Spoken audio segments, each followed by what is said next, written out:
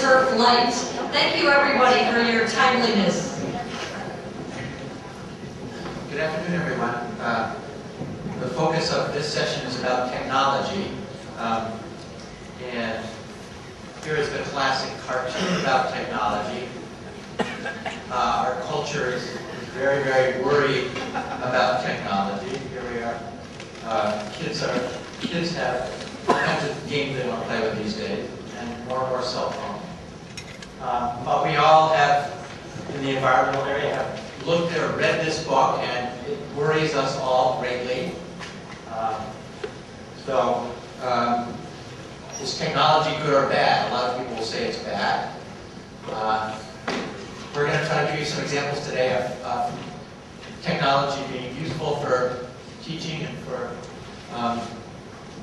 environmental ed. It's coming no matter what we do. I bet you everybody in this room has a cell phone. So let's get on with it and try to use it for our advantage. And in that regard, what I'd like you to do is pick up these eye clickers, turn the power on the lower button, and you get a blue light. And then click ABC depending on which of these categories you belong to. I'm amazed about the age distribution in the room. There's going to be some digital natives, people who were born with computers, but there's still going to be digital, there still might be digital foreigners here, people who are not savvy. Let me go. I'm sorry, I basically did a mistake. I didn't start it. But we can see it count. There we go. Good. Go. 50, 60. Go. 75. Can we get to 150? Are 150 people in the room going to push the button? Stop it. No. Push your button. Well, the foreigners don't know how. They're scared.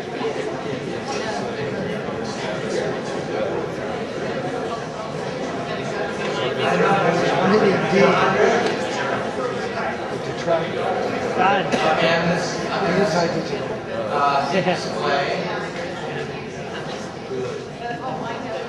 Here we have the results. I can get this slide up here. So most of us are digital immigrants. There are a lot of digital natives, only a few digital foreigners. Depending on what audience you go to, you get very different results. So we're pleasantly pleased by the number of natives. Close this. Okay. So I want to now tab over to, I want to introduce Deborah Estrin, who has a center devoted to developing sensors for use in a wide variety of applications, including environmental education. And Deborah has to leave early today to catch a flight, but she's going to briefly describe some of the exciting things that are going on with cell phones, which many of us think is going to be a game changer for education and for environmental science. Thank you, and sorry about the rushing. No comments from those who know. So that was an interesting segue. First of all, thank you for figuring out how to segue from such an inspirational lunchtime speaker. I was worried about that, and I don't have to. Two comments. I would establish a new category. I would call myself a digital permanent resident. I wasn't born into it, but I was sending email to my parents in 1977. Starting in 1977, and ever since then, glad to say they're still with us, when I went off to Berkeley as an undergrad, and they were faculty at UCLA on the ARPANET, right, the predecessor to the internet, and email has been my medium ever since then. So, have a new category. And then I would say that the next time you do this, put up a number and have everyone send text messages with their answer to that message. You won't have to pay whoever you pay for that little bit of special purpose hardware. So, on the theme of avoiding special purpose hardware when we don't need it, Basically, that line led me from doing a lot of work with distributed sensing, which is all good and great, and working with great people in the context of neon and lots of good stuff happening in that context. I started becoming very focused on mobile phones. 2005, 2006, as mobile phones became more and more powerful and more prevalent. And what's so interesting about them is that they're there, and they're there for other reasons, and they're not exactly that special purpose hardware that we exactly would like them to be, but they're there. They're in people's pockets. And so people walk around with the capability of documenting things in their environment in systematic, verifiable ways. That doesn't mean that they're just there to be used in a sort of a mechanical Turk-like way that we use them to collect data for us blindly, or even just automatically off their phones, as many in the advertising and marketing context do, right? They pull your location off your phone and your search patterns off your phone for use for their research. They're there to be guided and engage with their physical environment by becoming documenters and systematic observers of that environment. So the idea is basically to leverage those billions of mobile phones that are out there across geographics, across demographics, to leverage the fact that they have GPS on them so that everything, every observation, every comment can be automatically geocoded with noise, but still overall pretty well done. Everything is automatically time-stamped, automatically geocoded, automatically uploaded to the web and in a database with no additional manual step. And once it's up there in a database, it can automatically be graphed and visualized. So from that moment of observation of something that's important to somebody or to somebody else in the physical environment, that observation becomes a viewable data point. And that smooth transition of observation to data point and then letting people see that data back is what has great potential to engage all of us in being more scientific and systematic and observers in our daily lives. And so I just want to give you a couple of really brief, short examples, and you'll be able to follow up afterwards. Dr. Eric Graham, staff ecologist at SENS, over there, is supposed to be waving his hands. There we go. You can follow up with him, as he's really the lead on particularly the ecological applications of these things. So I want to put up a couple of specific examples. One of them is called What's Invasive. Any of you who are online can go to what'sinvasive.com, and you might see that the park near where you live, the national park, the state park, has listed its invasive weeds. And if you then go there with your Android and soon to be your iPhone, your phone knows where it is. If you downloaded this application, and if you haven't and you have connectivity, you can do it right then. By going to that website, download the app to your smartphone. Your phone knows where it is. It brings down the list of invasive species, of the weeds that are invasive to that area that they're trying to manage, the top 10. And as you're hiking in that area, or as you're leading a classroom through that area, or a scout troop through that area, or a hike with your neighborhood Sierra Club, you can go through and have people document the invasive species that they see. It gives you the photographs of those species, and you click on what species it is. You take an image, you label it as one, few, or many. A few clicks and it's done. It's a data point up in the database. And that very easy ability to gather systematic data in the course of our everyday lives does multiple things. It turns all of us into being able to contribute to important data campaigns, things that we need to know and view. It brings the marginal cost of systematic data collection down to very, very little, because to place fixed sensors there, or to get that aerial photography to happen at a low enough elevation that's going to capture this part of the park every month, which is, on the time order that you want to capture something as dynamic as that, is an expensive thing relative to leveraging the people who are walking through your park, including the people who maintain the trails and such.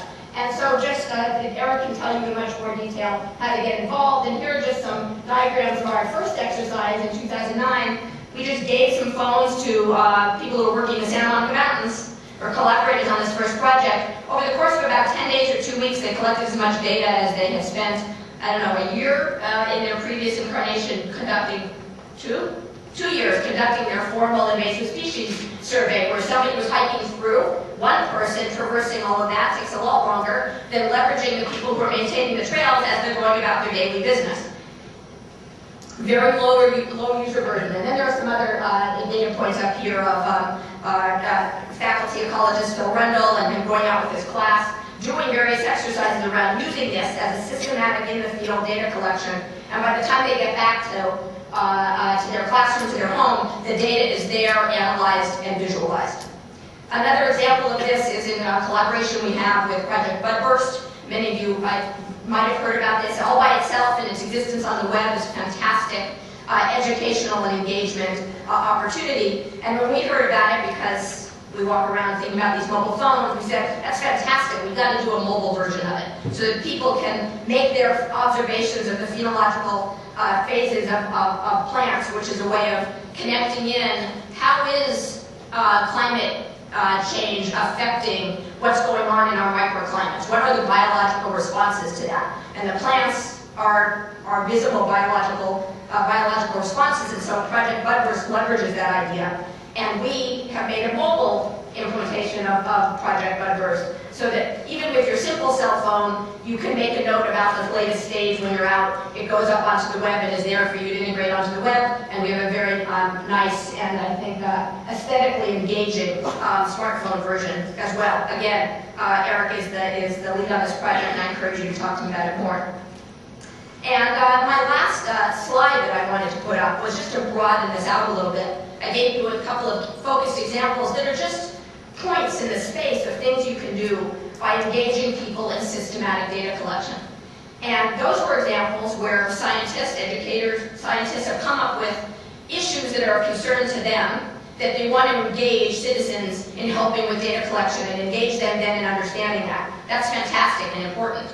At another level, you can engage students and community members more generally in coming up with their own issues of concern and approaching those through systematic data collection. And so we're very fortunate to have just been awarded a National Science Foundation Math Science Partnership with our very large and complex and challenging school district in Los Angeles, LA Unified School District, and with Center X, which is on our campus in the School of Ed. And we are bringing what we call this generally participatory sensing. We're bringing participatory sensing to the high schools so that the students can create their own data campaigns, what it is that they want to systematically observe in their neighborhoods, in their daily lives. And they're involved in the experimental design. They can be involved in some of the software design. And they learn about analysis, about spatial analysis, about time series analysis, and really get a sense of this data that surrounds us, that you're constantly being exposed to. What's behind that? What's behind that data? So that data isn't just a black box. Computing isn't just a black box. Information technology isn't a black box. And this thing that we call science and scientific method and systematic observation also isn't something removed in a black box, but something that is very close to their daily life. So maybe it's about an application in which they make observations about their sleep patterns, and then make observations about their concentration level and reaction times. And looking on it, is it a bad night's sleep, or a single all-nighter, or a cumulative effect? How much am I really texting in the middle of the night? So you can put software on the phone, and they can get involved in putting software on the phone that helps them monitor things about their lives, make connections in more systematic ways, and really pursue what has long been around, this whole notion of participatory research and community-based participatory research, now just coming into its own in a slightly high-tech way by leveraging the power of the mobile phone and the web. And that's really what I wanted to share with you.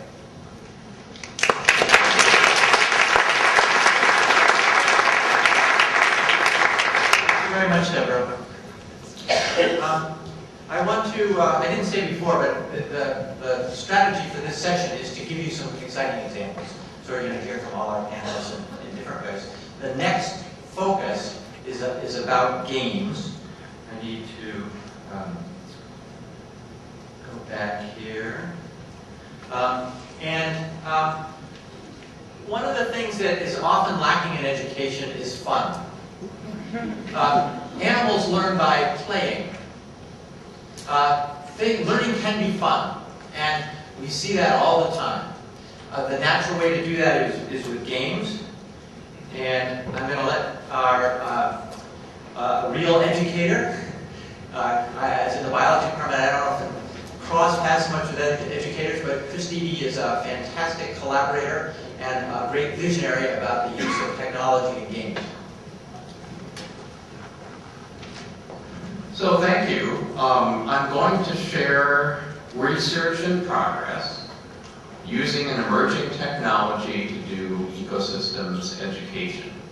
And the particular emerging technology is what are known as multi-user virtual environments, which is the Alice in Wonderland interface that underlies World of Warcraft, Second Life, Club Penguin, and a variety of other things that kids interact with. You become a digital person inside of a virtual world.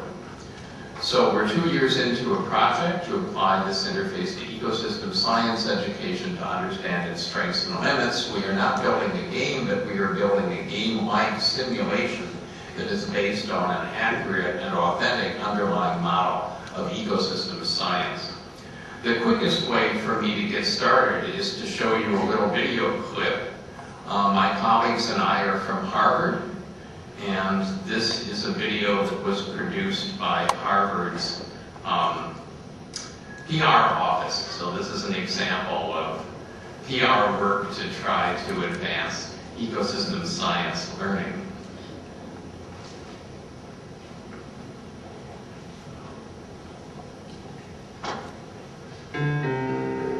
The Harvard Graduate School of Education, working at the nexus of practice, policy, and research.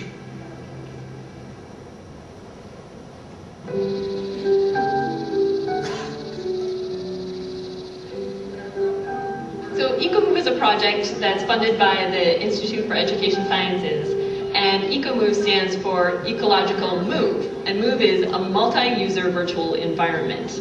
For about 18 years, I've been involved with immersive interfaces of different kinds. In immersion, you feel as if you're somewhere, but you're not physically there. And this is in a virtual world. It's kind of like a video game where kids can go into the world and they're represented by an avatar.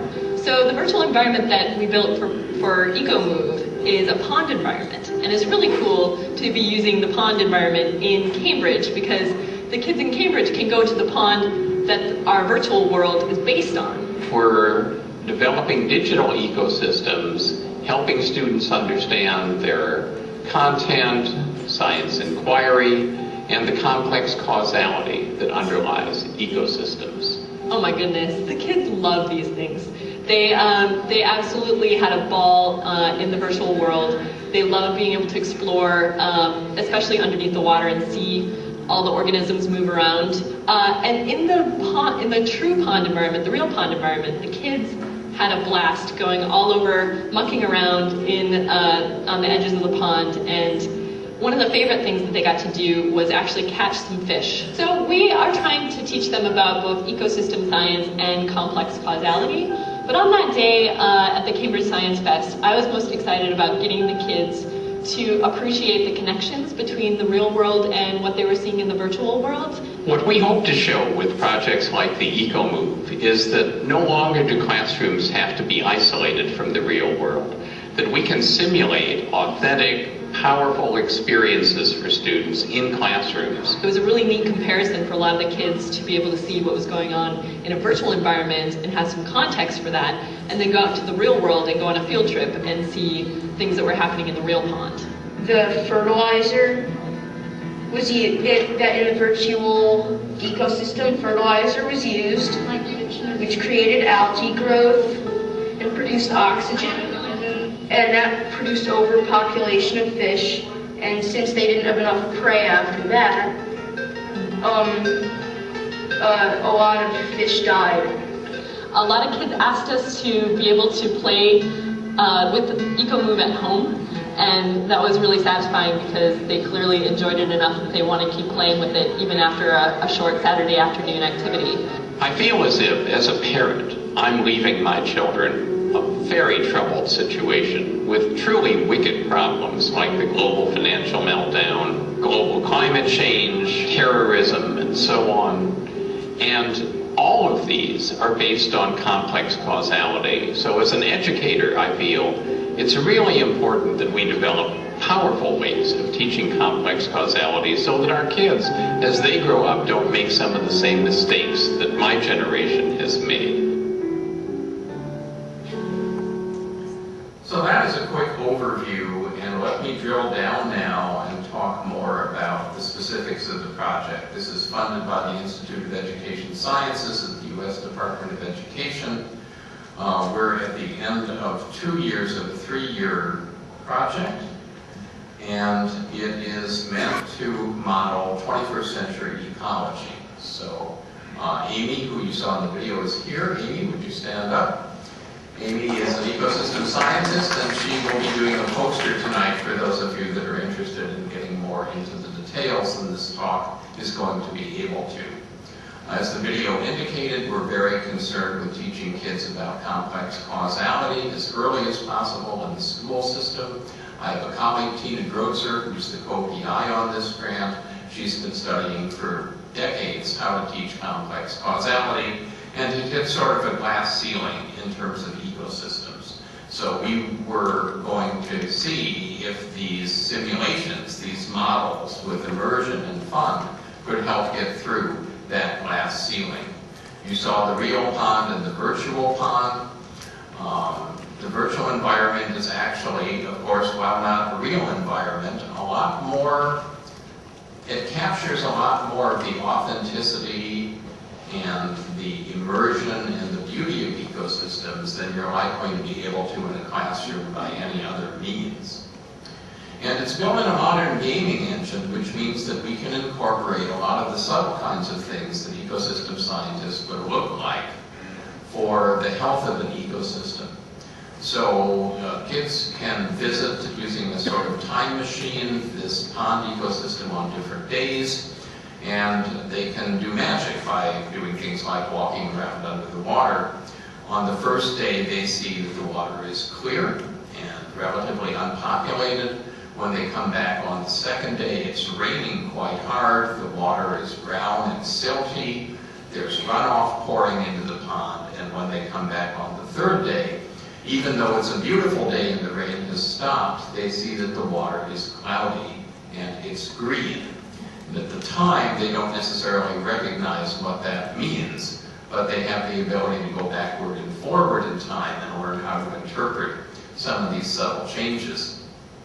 Of course, part of the power of the virtual world is that you can do magic, and we can do magic to help kids with some of their common challenges and misconceptions. Some of you may remember a program called the Magic School Bus with Ms. Frizzle that took kids on magical journeys. We have a magical submarine that shrinks kids down to a 10th or a 100th or a 500th of their normal size, and then they dive in the pond, and out of the porthole they can see microscopic things that are invisible at the macroscopic level that are not obvious causes of the ecosystem dynamics. We also have virtual atoms in which we've built virtual GIS systems, so you can adopt, say, a carbon atom, and every time you go to the pond, just like Where's Waldo, you can try to figure out where your carbon atom is. It starts out in the stomach of a duck, then it's pooped out on the floor of the pond, then it becomes a carbon dioxide molecule up in the air, and then it moves into a plant leaf. So there's a whole progression of matter through the system. It isn't simply the pond. Part of what students often don't realize is an ecosystem can extend over a considerable distance, and that's part of where the complex causality comes. This ecosystem includes a golf course and includes a housing development on the hill above, where the developer is getting ready to sell the houses, but the lawns look ratty. And so he asks Manny to come over and put some fertilizer on the lawns. And Manny describes the process of doing that to students as they wander around.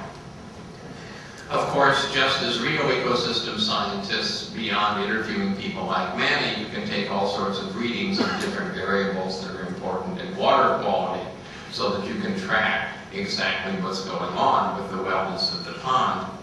And when you arrive on one day, the central mystery of the unit is that all of a sudden all of the large fish in the ecosystem have died.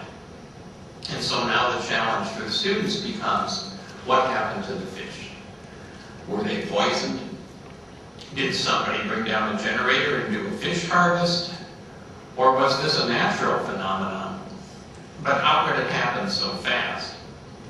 And it turns out that, in fact, it is a complex natural phenomenon that's triggered initially by the fertilizer, but that depends on a variety of other factors taking place, some of which also were at work with the recent oil spill in the Gulf of Mexico.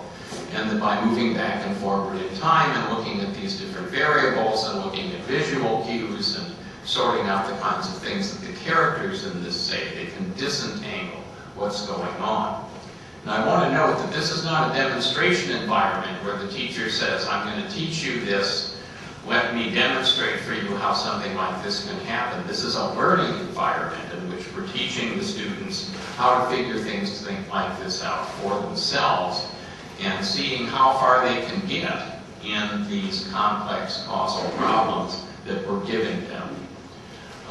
So there's a lot in this module that I haven't been able to sketch in this brief illustration that Amy can talk about tonight. We also have a website that illustrates the different things that we're doing. This is a curriculum, a one-month curriculum for the middle school that utilizes 2 ecosystems. We are almost done with the design of the second ecosystem, which is teaching a different kind of causal dynamics, predator and prey interactions. Again, this is modeled on authentic real-world ecosystems and authentic data. So our purpose is to see the strengths and limits of using these kinds of immersive simulations in helping complement kids' experiences in real-world ecosystems by building an understanding and appreciation of what's going on through their interactions with virtual models. There are several kinds of follow-ons that we are planning to do.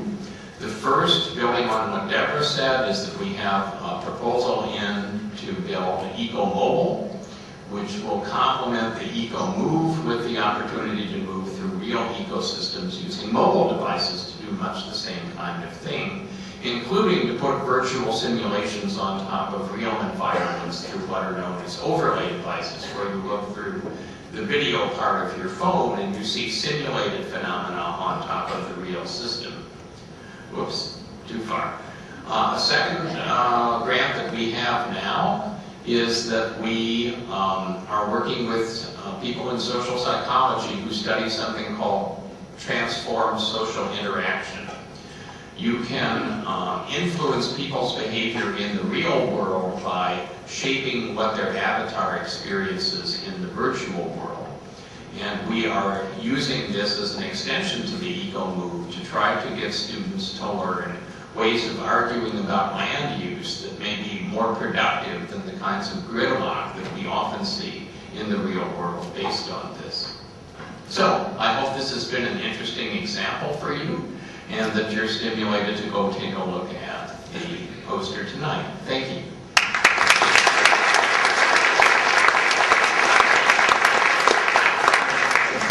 Thank you, Chris. I think this is a terrific example of how a game is combining ecological, learning about ecological knowledge and critical thinking.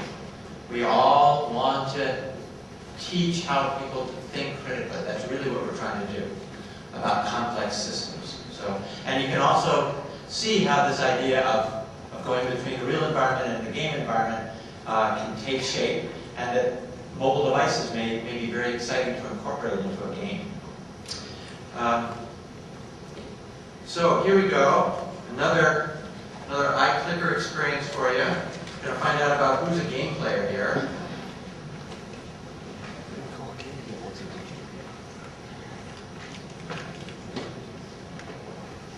Since we have so many digital natives, I think they're going to have quite a few game players.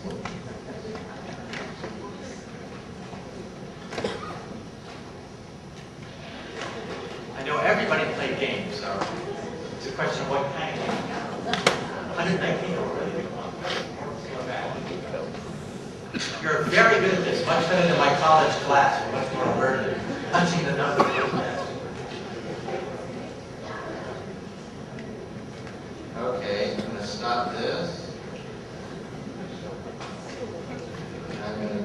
display. There we go. Wow. No group of people who are really addicted here. It's surprising that doesn't work. Okay. You see, a lot of people don't play any digital games at all. That's the majority. And only a few people who regularly play. All right. I don't think that's representative of the group of people who are under 20 or under 22.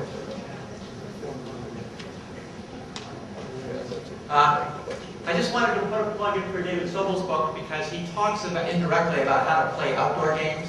So if people haven't seen this book or know about David Sobel, it's a really good book. It's an indirect way to get people thinking, and it's a way to have fun. So remember that. This is, for me, how games connect to traditional environmental education. And I just wanted to show this slide too, before I introduce our next speaker, to show you that we have a group of people who call what they do serious games. So there's a tremendous taxonomy of serious games. There's a lot of things going on in the gaming world. You see a whole lot of domains here, from government to defense to education, corporate marketing, and across the top, health, adventure, training, education, science and research, production, games as work. So it's an extremely rich environment. Many things are happening. I think it's worth paying attention. And now I want to introduce Russell Damara, who is from the world of games. He has spent his career in games, and he's going to tell us what's going on in the gaming world, that commercial world, because it's often the case if Chris develops a game, unless somebody picks it up and does something with it, something that's more sustainable, it won't go very far. Go ahead.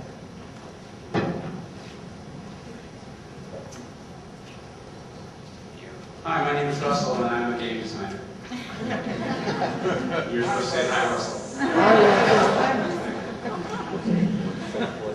And the reason I'm here is because I'm an evangelist.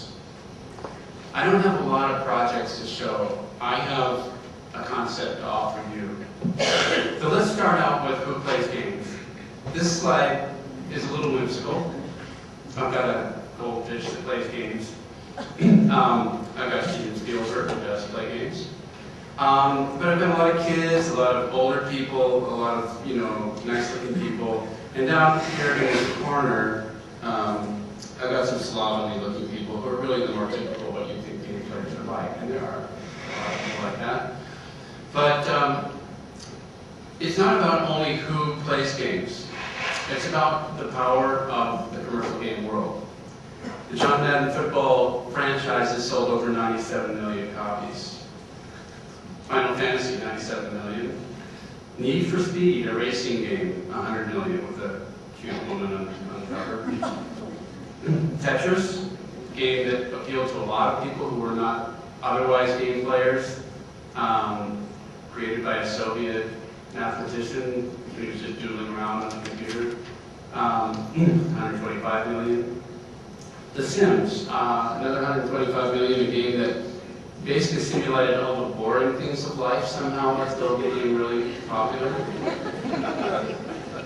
Pokemon, kids love it. And it's all about creating your own characters and collecting things and a lot of things that we do naturally as people, hunter-gatherer, nurturing, and also competing with others, and that kind of thing. Super Mario, one of the most successful franchises done. The Sims was done by Will Wright, who is a friend of mine and a very, very amazing person. Mario was done by another incredibly amazing person, Shigeru Miyamoto, is the reason Nintendo was successful. He's a child dreaming and has created all kinds of dreams for people. Now here we go to Farmville, 400 million people. 400 million people signed up for this rather silly game that tries to get as much money out of people as possible.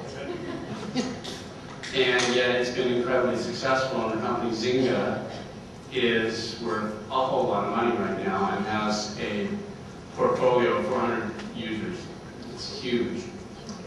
So now let's look at a couple of games that have done some pretty good things, and you'll notice the numbers are smaller.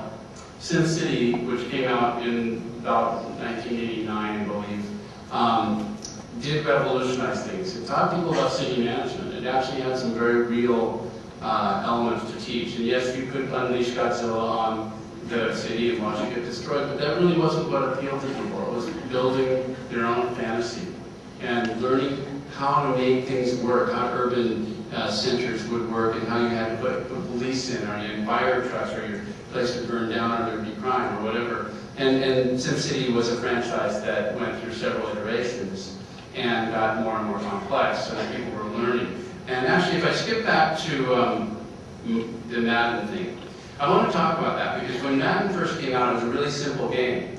But now, I didn't play it for years, and then I decided to play it in 1990, I don't know, 99, I think, or something like that. I couldn't even understand it. You basically had to have the mind of an NFL offensive and defensive coordinator to understand the game. Anybody who could do that game well was using a whole lot of brain power, believe me. So, so the complexity of what games are doing right now is pretty phenomenal, and that's part of what I want to get you to understand, is that it's not as trivial as it might seem. Civilization is another one that helped people understand a little bit about causality and about the flow of technology, and gave them a strategic look at how to play in a world simulation, and they could win by war, they could win by culture, by diplomacy. It had a lot of different options, so it's a real interesting brain game, and one that I have always enjoyed. I still will play it. Strangely enough, it's just one that never gets tiring. So these are some ideas, of kind of, it's really a really small sampling, but right now it's estimated that the current worldwide population of gamers is about 500 million. That's really probably pretty much of a ballpark. I have no idea how many people are playing worldwide. But it's also estimated that in the next decade it'll be 1,500 million. It may increase by 1 billion people. And that's why I say, why not? Not shifted. But the point is, why not? I'm here to suggest to you that as content experts, as people who have studied, who run programs, who know stuff, who have researched and have scientific knowledge, you can use this technology of games to help people learn and be inspired. I'm not saying that I think everybody should play games. I don't. I met Nick Loman at a tree climbing rendezvous. And we got to talking, and that's why I'm here. Because she understood what I was talking about. I'm not a typical gamer who does nothing but gameplay. I get out and climb trees, I do Tai Chi very actively, I am a mediator, I'm an NLP practitioner, I am interested in lots of things, and I'm not unusual among game designers. We're fairly diverse people with diverse interests. But what we know is something that you guys, for the most part, don't know. I don't know what you know. I know how to make games, and I know how to make them fun and good and successful. And I want to propose a partnership between people like me and people like you. Because the serious games in the slide that you saw before, they're doing amazing work. But for the most part, they're being driven by educators and scientists and people who have an agenda. And what they get is games that have a little bit of what you would call too much of a focus on the agenda and not enough focus on the part that makes them worth playing. So they're learning a lot, because I've been following serious games since they started, and they're getting better. But they still haven't reached that point that the mainstream game industry understands. The mainstream industry understands how to get people involved in big, big numbers.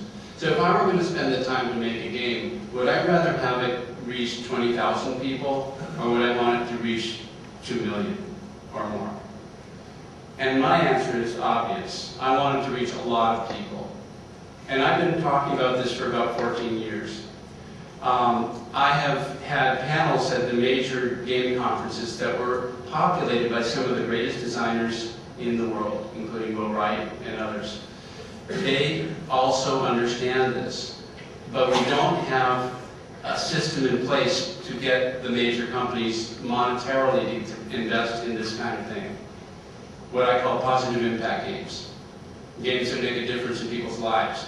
And that's why I'm challenging you as content experts to be willing to think about us as game designers as also content experts on a different level.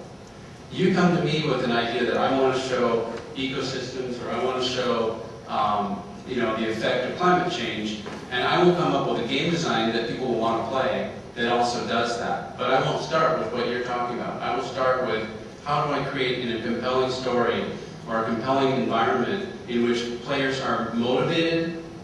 They're motivated by challenges, by rewards, by goals. Goals, challenges, and rewards is basically the structure of a good game. You have a goal, you have a challenge in the way, and you have a reward on the other end that makes you want to get there. And when you get a gamer who's faced with a challenge, he will find a way past it. So whatever the challenge is. So if it's solving global warming, Jane McGonigal did a TED speech recently in which she said that we need, I think she said, 21 billion hours of gameplay a week would save the world. I don't know, that was her estimate. I'm saying that critical thinking is all through games. That's something we know we need to do. We need to improve critical thinking because we see a lot of ignorance out in the world right now, and you're all trying to fight that. You're all trying to get people to be able to make connections with real data rather than just take some talking head's word for something and believe it and go act as if that were true. So, and I'm tired of it. I'm really personally tired of seeing our world get dumber and dumber. So I don't advocate games. I advocate the tool that game technology represents, and I want to see you guys be able to use it, and that's why Meg asked me to come here. To invite you, encourage you, and even challenge you to do that. Now I'm going to be around for the rest of the conference, and I know I don't have a lot of time, so I wanted to say, anybody who has a project or an idea or anything, I've done this with lots of people. I've never taken a penny for it because I just believe in it. I will help you if I can. And if you can help me, especially those of you who have foundations or agencies, to support the idea that we can do this, I want our government to recognize that. I've talked to legislators both in Washington State and in California about this. I'm trying to get more people to listen on the legislative level that games are not the pariah, they're not the enemy. They're a tool we can use to change society for the better. And you guys can help me. So that's my thing, but thank you very much.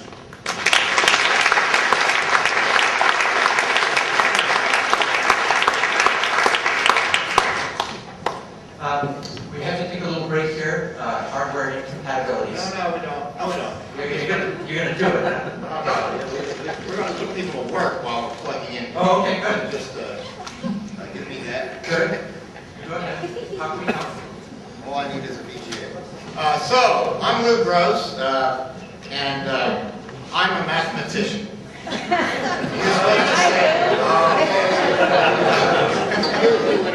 So, on your tables, you will find there are 3 cups, and in those 3 cups, there might be one of these little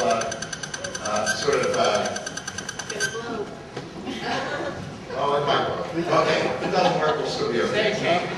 Okay. So there's a bookmark from Nimbus, and we're going to do a little bit of hands-on gaming here in a very simple way. Okay? So you're not understanding something about complex 3 cups. That's where you're going. In these 3 cups, in your groups, somebody's going to get this as a prize, but there's an empty cup, and then there's a cup with blue beads and a cup with yellow beads. Okay? Here's what we're going to do.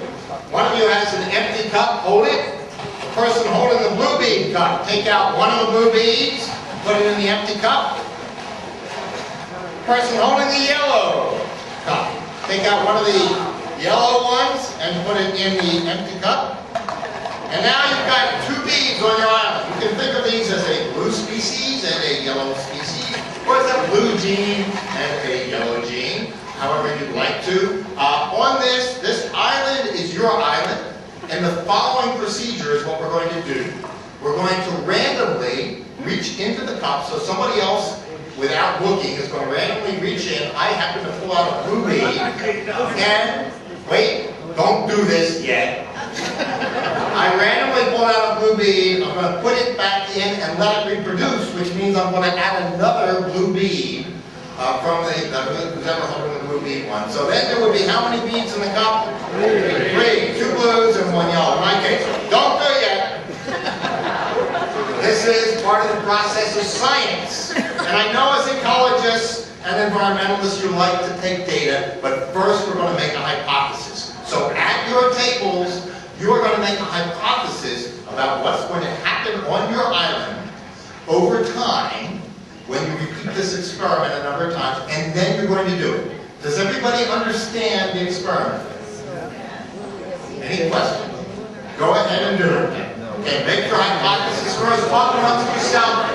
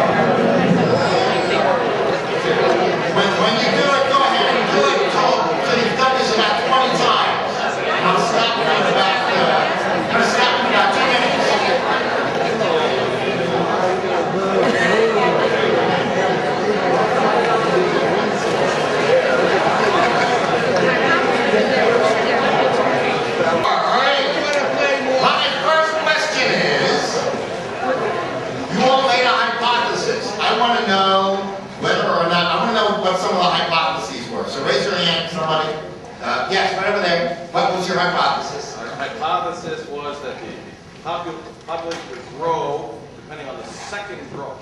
So if after the first draw there was a disparate number, the second draw would determine which way it went.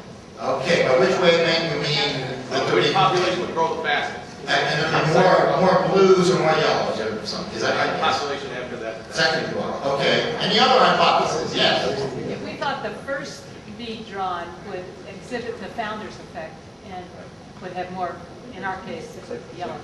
First draw, the hypothesis is the first draw would dry and you'd expect more of that one. Right. That one. Okay. Okay. Any other hypotheses? Yes, back there. Actually, I have a question for the first hypothesis.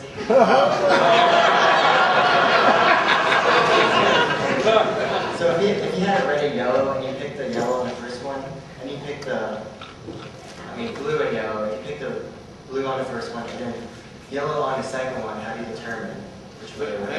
Then we would think that the population would grow on a more even field. Got it. Okay. Any other hypotheses? Okay. Now my question is, for those of you who made the, how many of you made that hypothesis that the first draw would affect what happened? Oh, a lot of you. How many of you made the hypothesis that the second draw would?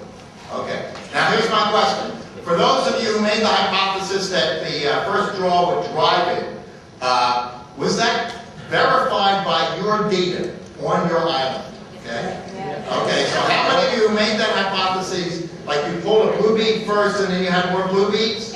Is that correct? How many blue beads? So tell me what happened. It's not statistically significant. Oh, yeah, we know. Not statistically significant. We thought yellow would be the dominant one, and we have 7 yellow and 5 blue. 7 yellow and 5 blue. Okay. All right. Anybody else? Yeah, back there. Yeah, we thought blue would be dominant. We have 11 blues and 3 yellows. Okay, that's because you pulled blue first? Yeah. Yeah, okay. Back there? We pulled blue first, and they were all blue after that. Oh, okay. All right. So, and so, was there anybody whose hypothesis was not justified based on the data set, on the data that you pulled? Over there, what happened? Yellow first, and thought that yellow would be the dominant one, but after that, all blue. Ah, so you have lots of blue there. Okay. So, So there's some differences here. Okay, so let's take a look at the data. While you were doing that, I was actually running a simple simulation that I could describe the code for you very quickly, but I'm not going to do it. It's much simpler than the things that we were just talking about, which means that your students can actually understand it too, in terms of the guts of what's going on. In this case, it repeated exactly what you did, only instead of stopping with 10 or 12, I went for 500 polls, and I did 1,000 of you, okay? 1,000 groups. And then what this graph shows is the data from just 6 of those cups, okay? So they all start out, all the data points here start out at 50%, okay? Because it was one blue and one yellow. And then they diverge a bit, okay? So that what happens over time, this on the horizontal axis is how many polls you've made, and on the vertical axis is the fraction of blue. What do you notice from this? Well, there are some cups in which the fraction of blue approaches about 20%, some in which they approach about 90%, and a few others. So what happens here is lawful behavior on each one of those cups. It approaches a certain fraction of blue versus yellow, okay? But it's different in different cups. And in fact, if you look at this across all 1,000 of these, this is the histogram that you get, where on the horizontal axis is the fraction of blue beads after you've done this at 500 times. And the histogram shows how many of the 1,000 of this group is at each fraction. What you see is that this is about, it's fairly flat. What that means is, if we did this a whole bunch of times, you could get islands on which you could get almost any number of, any fraction of blue beads that you can imagine, from 0 to 1. Okay? So now, this is looking across all of them. This is what happens if you look at the islands in which you pull a blue bead first. So your hypothesis that what you do first affects what's going on is in some sense correct. Okay? And this is what happens if you pull a yellow bead first. Okay. So what do we learn from this? Well, I'm going to quickly go through this. We've already talked about this. What happens? What happens? What happens? Why does it happen? All right. Well, this is a mathematical object called a martingale. It has lawful behavior over a long time. It's sort of like the law of large numbers or the central limit theorem, if you remember that stuff. There's a great paper written about this in Bioscience, a journal by John Cohen back in 1976 called Irreproducible Results in the Breeding of Pigs or Non-Degenerate Limit Random Variables in Biology. Wonderful topic. So the take-home messages from this, okay? First of all, randomness can lead to order. You're doing a random process, but on your island, there's a certain fraction of blue beads after a long time period, okay? Second of all, randomness can lead to complexity because you couldn't tell which of your islands what it was going to be in terms of what the long-term fraction was going to be. You can, and in fact, this underlying random process is basic processes of evolution. And if you add a bit of selection on top of this, you can get as complex a system as you want to. Just think of, instead of just blue and yellow beads, having all different colors of the rainbow beads in which you're doing exactly the same thing. You can get basically anywhere in that space. Occam's razor. Anybody remember what Occam's razor is? Yeah, the simplest explanation is the one that you should choose. Well, if you sit on an island and your world has mostly blue species on it, or your island, you might think, well, blue are better than yellow in terms of fitness or something, or reproducing more. In fact, it has absolutely nothing to do with blue being any better. It has to do with the fact that there is a context dependency in this system that's history dependent. Okay? And I also use this as a way to think about a basic biological process of population growth. How many beads are there in your cup through time? It grows linearly, right? All that you're doing is you're adding one bead per unit time period. But in real populations, you have multiple reproductions at the same time, which is that this is why this is not a good model for population growth, but exponential growth is. And finally, simulations are a powerful means to provide insight in fairly complex situations. So I'm going to shut up. I would appreciate it if you do sort out the beads. I do recycle beads. I can use them. So don't spit on them, please.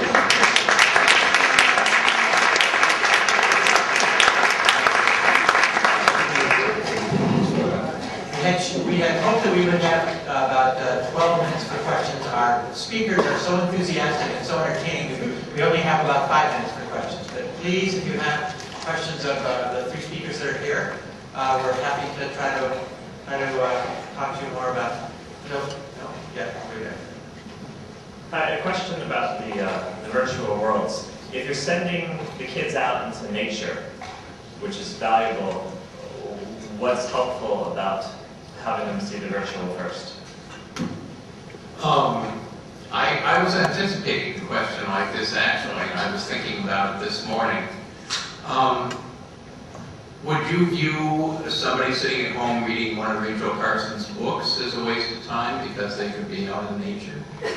Would you view somebody going to a movie theater and watching An Inconvenient Truth to be a waste of time because they could be out in nature? I would argue that there's lots of things that we can do through reflection and through modeling and through simulation that inform our time in nature. And that is exactly what this project is about. Now, it is a research project, and if it turns out that the virtual worlds are useless, then we will certainly report that. We are not advocates, we are agnostics. But I think that it does have promise, and I think if you look at the history of the sciences, you will see that overall, the amount of science that is now being done through modeling and simulation is steadily growing, and it's informing our ability of how to steward the natural world. So I think virtual worlds, in fact, have the promise to add a lot. I want to add a comment here. One of the most, so my passion is for elementary school kids. That's who I think about. That's who I really am working with often. And I think we've lost a lot in terms of providing a context to grow their curiosity. So I think there are developmentally special periods, and we should be paying attention to those. If you can, it could be by gaming, but more and more I think it's by going outside and seeing real things. Okay? Another question.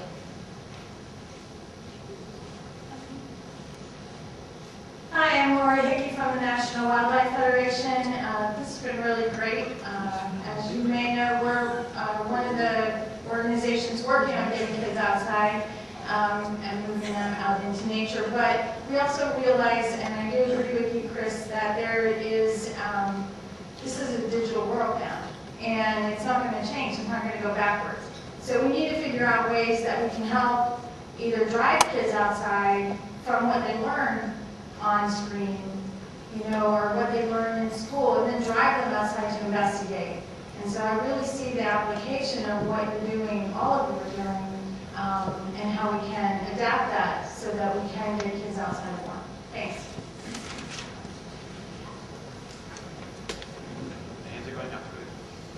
Ken Klimo from Wilkes University. A question for Russ, I guess.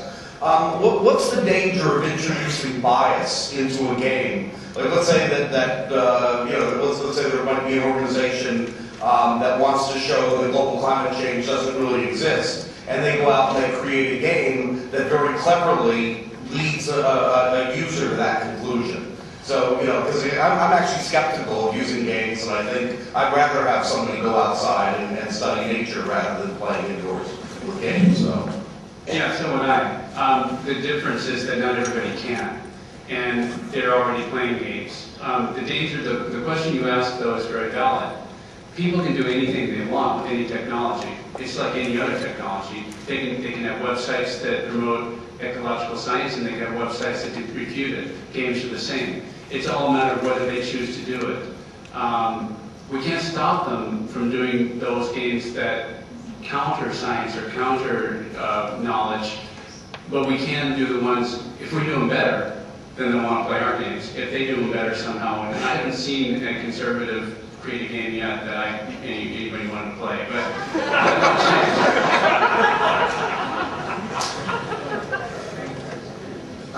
Hi, I'm Lord Byrne from Roger Williams University. So I guess this is a question about games. I'm more sympathetic to the simulated worlds, but for games, I'm a skeptic also.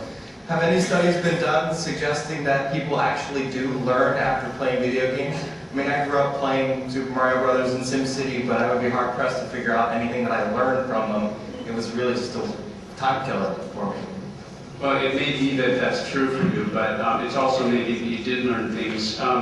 There's a book called What Video Games Can Teach Us About Learning and Literacy by a professor in Wisconsin, James G. And he goes into the process of the cognition that's going on in playing games, but there are also people who have studied the actual effects of games on some levels. And I forget the name of the book. I have it somewhere. I've written a book as well, but this book that I am referring to was done by some Harvard MBA people who did some studies, and it showed that people playing games compared to a control group population actually were learning a lot of the things that they taught me on Harvard MBA program. That's maybe not to say that every one of them is, but there are quite a few who are. There have been studies, there is learning going on. We can accelerate that, we can improve it, we can target it and make it even better. But there's some natural things going on in terms of critical thinking and other skills that come from gameplay because they are solving puzzles all the time and they are thinking. It may not seem like Mario because you had strategies, you had options. So yes, I think there is research. I can't name it all right now. It's been a little while since I've actually done my book and done that study, but I did find a number of elements of that. That said, it's a tricky situation. Any model, any simulation is a simplification of reality, and we know that one of the tricks in doing models and simulations is to be valid to the central things that you want to teach and to simplify peripheral things so that you can get to the central things.